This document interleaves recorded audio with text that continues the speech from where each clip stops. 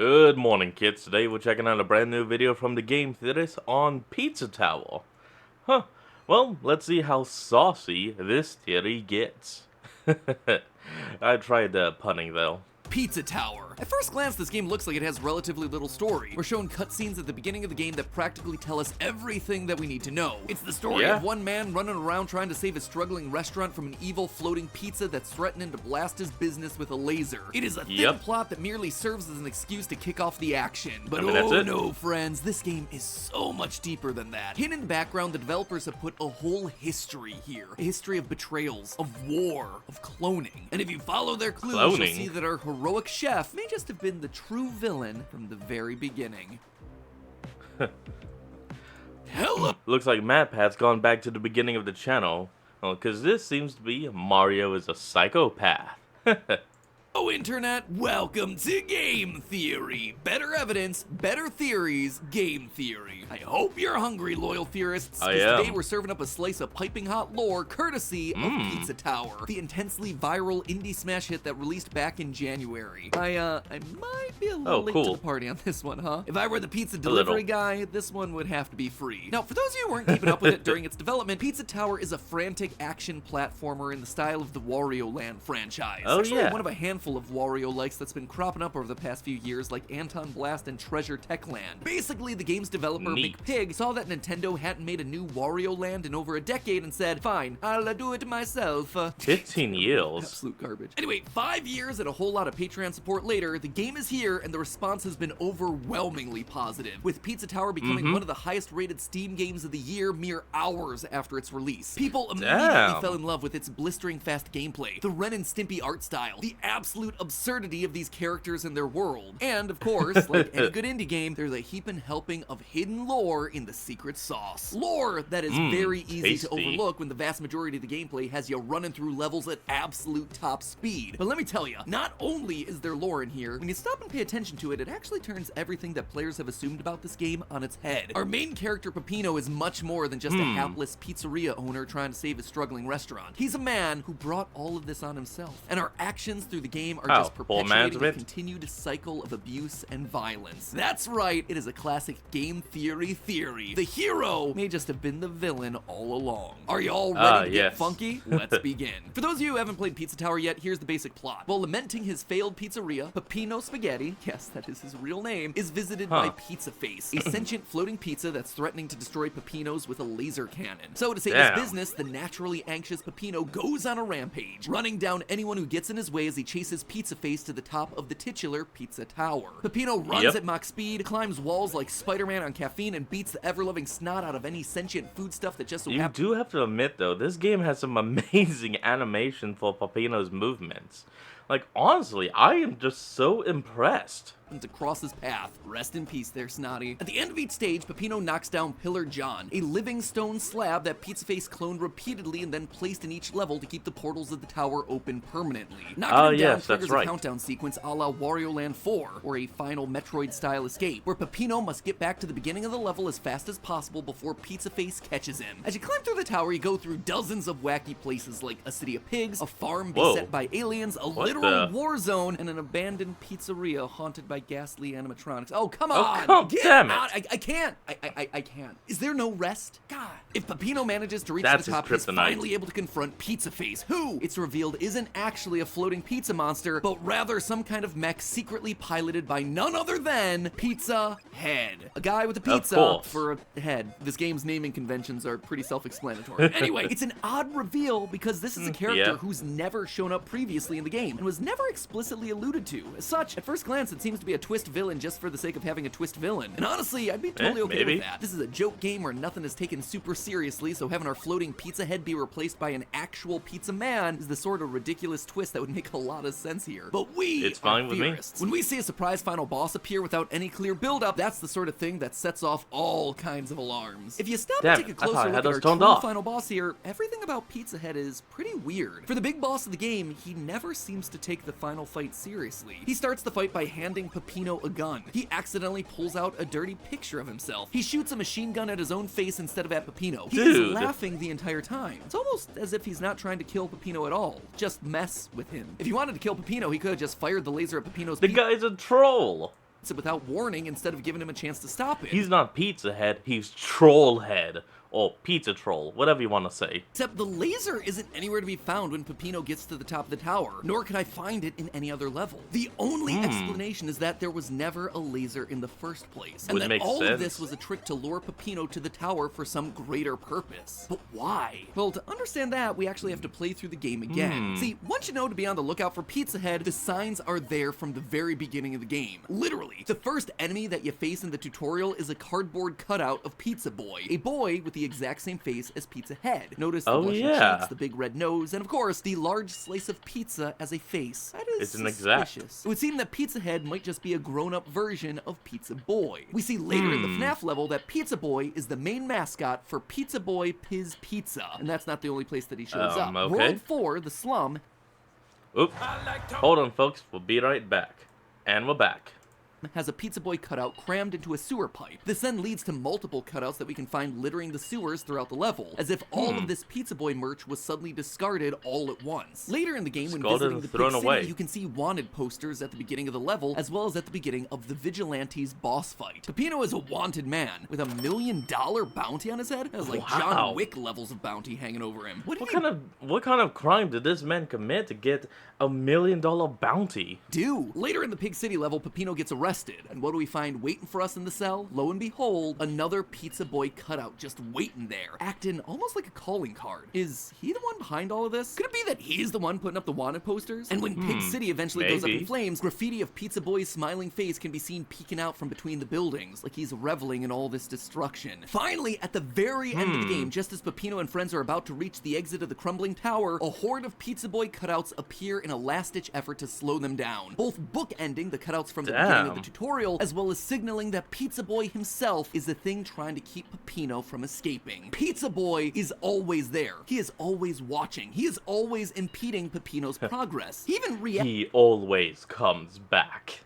To how well you're doing in the game. When you first boot up the game, a Pizza Boy face is used to measure your current completion percentage. He begins happy when you're at 0%, but he starts getting sad when he sees that you've made some progress. Bit by bit, he gets angrier and angrier, quickly losing all resemblance to Pizza Boy and instead gaining the appearance of Pizza Head instead. If Pizza Boy were a distinct entity, it wouldn't make sense for him to be worked up by Peppino's success. But if he's really Pizza Head, then of course he's getting mad, because you're getting closer and closer to foiling his plot, which then begs the question, what's the plot? All these clues seem to suggest that Pizza Head was once the mascot and potential owner of Pizza Boy Piz Pizza, but we still don't know what beef he has with Peppino. If he's just going after some competing pizza chef, why target someone whose business is already in the tank? Well, Pizza Head himself doesn't have any dialogue in the game to fill us in on his motives. There is one NPC who does. Pizza Granny. She is just like Pizza Face. She's a pizza, she's got a face. She appears in the hub world before each level to tell you things like how to use your taunt to parry projectiles, or how it's unfortunate that your name is Peppino Spaghetti. Usually her dialogue is short and snappy. She's basically just there as a tutorial. But in one encounter in the Western District, she suddenly spouts off on this huge rant. The syntax is all off and it's hard to parse what exactly she's trying to say, but one nugget of information stands out among all the rest. Quote, in the upper part of the tower, there's this Pizza Face character. Then there's a man from your previous life leading the way. Since Pizza Head's the only one up there, it's not much of a stretch to figure out that he's the man from Peppino's past. But again, I ask, what is their actual backstory here? Why is Pizza Head out for revenge? Well, it all comes back around, as it so often does, to FNAF. Specifically, the FNAF level I keep mentioning, Don't Make a Sound. It's the second to last level of the game, which already places it in an important position. But what's really interesting about this one are all the lore clues that are sprinkled throughout the various background environments. The first thing to notice is the poster that clearly indicates Pizza Piz Pizza is going bankrupt, which could explain why all the Pizza Boy cutouts were thrown down into the sewers throughout the slums map. So we know for a fact that Pizza Head's restaurant hit on hard times. We can also see in the storage room of the pizzeria that the dead body of a safety inspector is hanging from the ceiling, trapped by one of the many dangerous toys that are hidden away in boxes. That might be one good reason the restaurant hit on such hard financial times. Nothing says fallen profits quite like having a series of murders happening in your back rooms. Ain't that right, Willie? But it's the series of posters here that I really want to examine. The first one shows us that the game's third boss, the Noise, used to be a mascot of Piz Pizza. Now, for a bit of context here, the Noise is a parody of Domino's mascot, the Noid, a character who's notorious for being one of the worst restaurant mascots in all of history. We actually recently did a food theory all about him and how he single-handedly caused a hostage situation at restaurants. So, if you haven't seen that video or aren't familiar with the character, check that one out after you're done. Yeah, that's actually still worth a watch, even if you have seen it. Watch it again. Here. But based on the photos that we see around the level, the Noise was a key part of Piz Pizza's marketing strategy. And apparently, he wasn't the only one.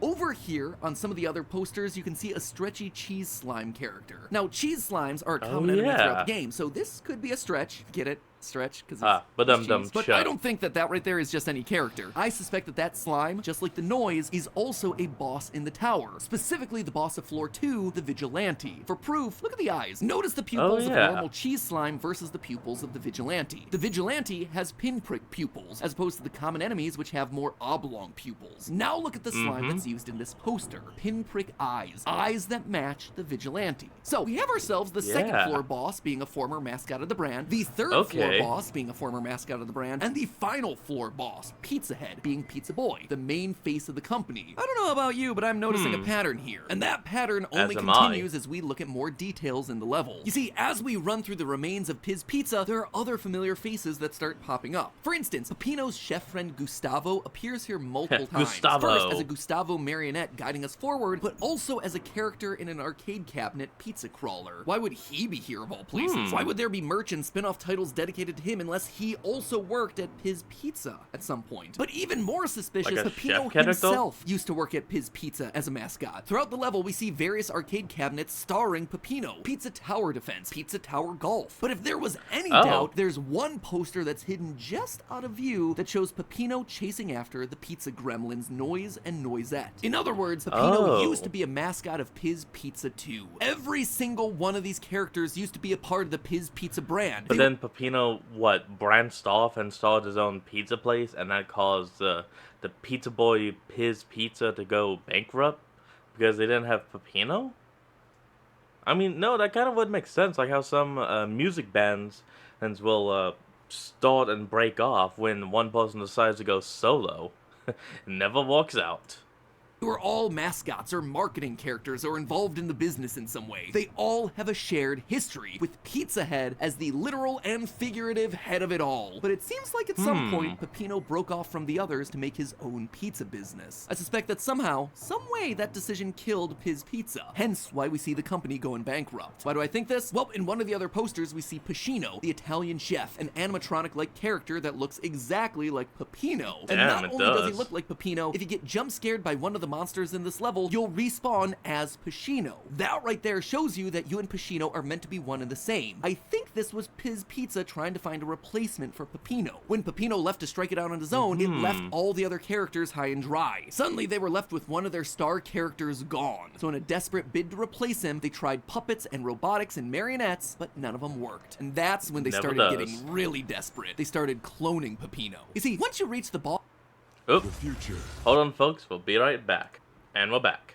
To the fourth floor, things in the game get real weird. If your theorist alarms weren't set off by anything else in this game, floor 4 should be putting them into high alert. It's here that we fight... Whoa, what the... Peppino himself. Yep, we are fighting ourselves, or more accurately, a twisted clone version of ourselves. He's taller, his eyes popping out, and oh yeah, there's also literally dozens of them all attacking at once. He'll even throw his head at us when things get desperate. But why is there a clone of our character running around? Well, we actually see the lab where these clones get made in the final level of the game, simply titled War. In this level, you literally fight your way across a war-torn landscape with fighter planes and bombs in the air. It is weird. So much so that it prompted the fans to come up with their very own game theories, mostly centering around the idea that Peppino is actually a war vet. Now, McPig, the game's creator, did come out and debunk that theory on Discord, but then they also made some tweets that would imply that the theories might be true, so it feels like that whole thing is up for debate. All that, though, is neither here nor there. What I want to focus on is the background of some of the screens in this level. In them, we see copies of Peppino floating around in stasis tubes. What's it mean? It means that he's being cloned. That's a cloning the clue is given to us back during that fourth floor boss fight. Look at the background and notice notice what it says in the window: Peppino's Pizza 2. And that's not all. At the end of the fight, there's an extended horror chase sequence. If you manage to survive, you emerge on the other side and are suddenly standing out front of an old defunct building named Bruno Pizza. They're rebranding failed abandoned pizzerias as Peppino's. It's Pizza Head trying to make his own Peppino franchise. They're creating Peppino clones to steal away his business. Not because it's particularly successful or anything like that, but as repayment for Peppino's betrayal when he first left the Piz Pizza family. So taking all of these clues together, here's the final storyline that I've pieced together based on the clues hidden in the game. Piz Pizza was a highly successful company that would regularly roll out new mascots for marketing purposes to build up hype. The Noise, Noisette, Gustavo, Cheese Slimes, but at the top of the heap there was Pizza Boy, the literal face of the company. The Pizza Tower is his family home, as evidenced by the portraits that hang in the game's opening hallway. But of them all, there was one mascot who would rise to challenge the popularity of Pizza Boy: Peppino. A chef character who would get taunted and trolled by the Noise twins. A beleaguered everyman who made some pretty darn good pizza. When he was first introduced, his popularity took off, and Piz Pizza put him everywhere, including multiple spin-off arcade games. But eventually, Peppino wanted to move on, to strike it out on his own. He was popular enough, he could become his own solo act. This, to Pizza Head, a former child actor, was the ultimate betrayal. They were family. You don't just leave family. Desperate to replace him, Pizza Head and the rest of the crew created Pacino, an animatronic version of Peppino. It didn't work. Piz Pizza started to struggle. Meanwhile, things were doing okay for Peppino. Not great, but he was making enough to get by. Piz Pizza was still pulling in a lot of customers. It was his biggest competition. And so Peppino decided to play a little dirty. You see, because of the time that he spent working at the company, Peppino had one final ace up his sleeve. He knew the dangerous secrets that lurked in the back of Piz Pizza, the failed and deadly products that Pizza Head had tried to sweep under the rug. So Peppino called for an emergency health and safety inspection of the restaurant, hoping to get his competition shut down once and for all. Then his pizza company would be the last one standing. It would finally be able to thrive. Was he betraying his former co-workers? Sure. Yeah. But this was business after all. And the thing is, his plan worked. In fact, it worked a little bit. Yes. What is business without stabbing your own brother in the back? Stab, stab, stab. Don't do that. Don't be an asshole. Well. Come on. The health inspector came, got caught up in one of the dangerous backroom toys, and died. Piz Pizza wasn't just slapped on the wrist with a low health score, it was suddenly hit with massive fines for safety violations. News spread of the death that had happened at Piz Pizza. This resulted in the business going bankrupt in a hurry, leaving all these characters like the Noise, the Vigilante, Noisette, all of them with no place to go except to linger on inside of Pizza Head's family tower, plotting some kind of revenge against the man who had abandoned them and then sabotaged them. The Piz Pizza crew came up with wilder and wilder stories until finally landing on cloning. They created dozens of alternate Peppinos. This was no longer about getting business back, this was about revenge. This was about taking his business down along with them. This was war, a mutually assured destruction. They would put the clones into shoddy copycat pizzerias in low-income areas of the neighborhood to hurt the Peppino brand, and it worked. Peppino's original restaurant was crushed by the debt, and so there they all were, miserable, destroyed together, which meant it was the perfect time for Pizza Head to give Peppino a visit, to lure Peppino back to the tower and reunite the Piz Pizza family once again. To force Peppino to confront all these moments, these places, these characters from his past. And that is where the actual story of Pizza Tower begins and where our story today ends. Now, if you'll excuse me, I'm gonna go have a salad. But hey, that's just a theory. A game theory. Thanks for watching. Well, I have to say that was a very interesting video and marvelously done. So folks, that's going to be the end of today's video. I hope you all enjoyed this. Remember to like, comment, and subscribe for more. Link will be in the description below. And I'll see all of you folks next time when we flick on. Peace out.